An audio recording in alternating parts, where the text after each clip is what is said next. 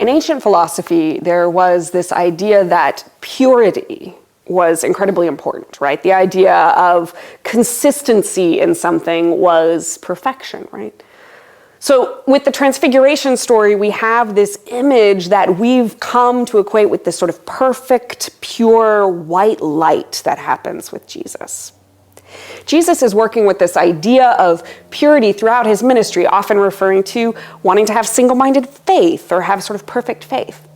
But what's interesting about our Transfiguration passage put into Lent is that we compare it with a story like the story of Nicodemus, right? This John chapter 3 story where Nicodemus is far from a perfect person and arrives in the middle of the night, in the darkness, in this sort of impure time of day, and has this conversation with Jesus. So much of our life, if we're real, is imperfect, right? We know we're imperfect.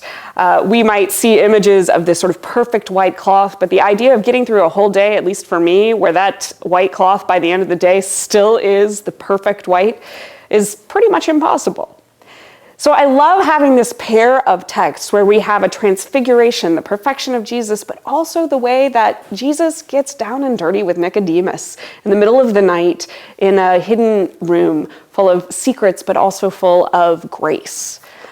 So as we think about fabric and whiteness and this sort of transfiguration text in Lent, it allows us to think about the places in our life that we wish were perfect but aren't, and the way that that's where God meets us and sews things back together for us. I hope that inspires you today as you enter or continue in this journey through Lent.